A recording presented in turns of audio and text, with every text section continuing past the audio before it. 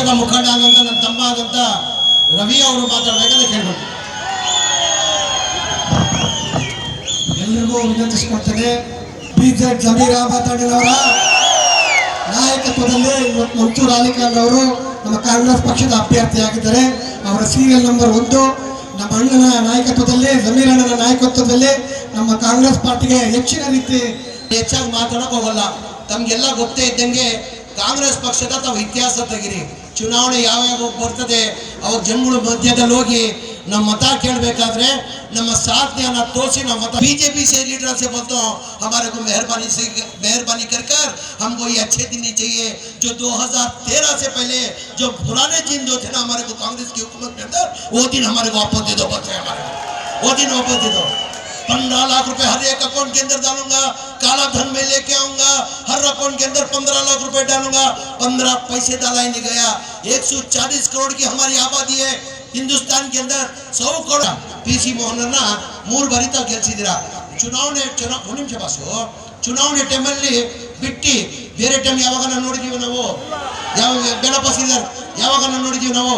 ಏನಾರ ನಮ್ಮ ಕ್ಷೇತ್ರಕ್ಕೆ ನಮ್ಮ ಇಷ್ಟು 3 ಸತಿ ಲೋಕಸಭಾ ಸದಸ್ಯರಾಗಿದ್ರು ಅವರು ಯಾವತ್ತನ್ನ ಒಂದು ಕಾಲೇಜ್ ಕಟ್ಟವ್ರ, ಒಂದು ಸ್ಕೂಲ್ ಕಟ್ಟವ್ರ, ಏನಾರು ಒಂದು ಮಾಡಿದಾರ? ದಯಮಾಡಿ ಬೇಡ. ಮನ್ಸೂರ್ ಅಲಿ ಖಾನ್ ಗೆಲ್ಲೋದು ಯಾರು ತಪ್ಸಕ್ ಸಾಧ್ಯ ಆಗಲ್ಲ. ಮನ್ಸೂರ್ ಅಲಿ ಖಾನ್ ಅವರು ಕನಿಷ್ಠ 2 ಲಕ್ಷ ಅಂತದಿಂದ ಗೆಲ್ತಾರೆ. ಮನ್ಸೂರ್ ಅಲಿ ಖಾನ್ MP ಆದ್ರೆ ಜಮೀರ್ ಅಹಮದ್ ಖಾನ್ MP ಆದಂಗೆ, ಎಲ್ಲ MP ಆದಂಗೆ. ದಯಮಾಡಿ ಆ ಹಿನ್ನೆಲೆಯಲ್ಲಿ ನಾನು ಕೈ ಜೋಡಿಸಿ ಮಾಡಿ ಕೇಳ್ಕೊತೀನಿ. ಕನಿಷ್ಠ ನನ್ನ ಮರ್ಯಾದೆ ಯಾರ ಕೈಲಿದೆ, ನಾನು ಮಾಡಕ್ ಸಾಧ್ಯ ಆಗಲ್ಲ.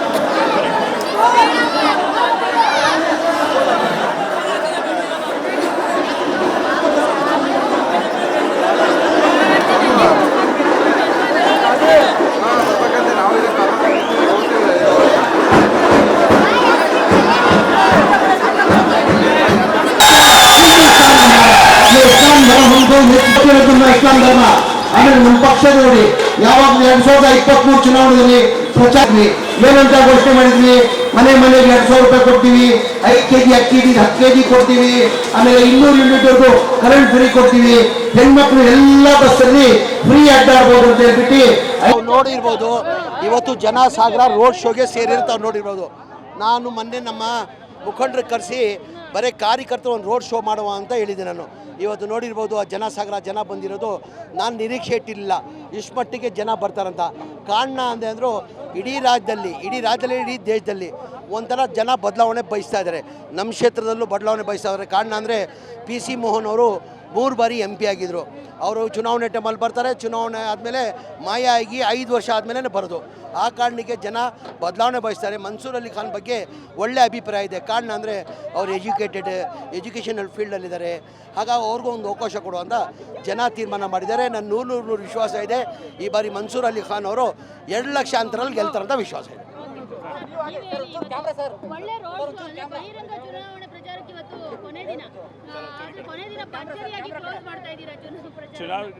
ಈ ಥರ ರೋಡ್ ಶೋ ಸಮೀರ್ ಸಾಬ್ ಕಾನ್ಸ್ಟಿಟ್ಯೂನ್ಸಿನಲ್ಲೇ ಸಾಧ್ಯ ಇರೋದು. ಅವರು ಈ ರೋಡ್ ಶೋ ಸಮೀರ್ ಸಾಹೇಬು ಮತ್ತು ಸಿದ್ದರಾಮಯ್ಯ ಸಾಹೇಬರು, DK ಶಿವಕುಮಾರ್ ಅವ್ರ ಸರ್ಕಾರ ಏನು ಮಾಡ್ತಾ ಇದೆ, ಅದು 5 ಗ್ಯಾರಂಟೀಸು ಮತ್ತು 6ನೇ ಗ್ಯಾರಂಟಿ ಸಮೀರ್ ಭಾಯ್ ಬಡವರಿಗೆ ಮನೆ ಕೊಡೋ ಗ್ಯಾರಂಟಿ, ಅದೆಲ್ಲ ನೋಡಿ ಜನ ನಮ್ಮ ರ್ಯಾಲೀಸ್ಗೆ ಸೇರ್ತಾರೆ, ವಾಲಂಟ್ರಿ ಸೇರ್ತಾರೆ. ಇಂಥ ರ್ಯಾಲಿ ನಾವೆಲ್ಲ ನೋಡಿಲ್ಲ ಬೆಂಗಳೂರು ಈ ಎಲೆಕ್ಷನ್ಸ್ನಲ್ಲಿ.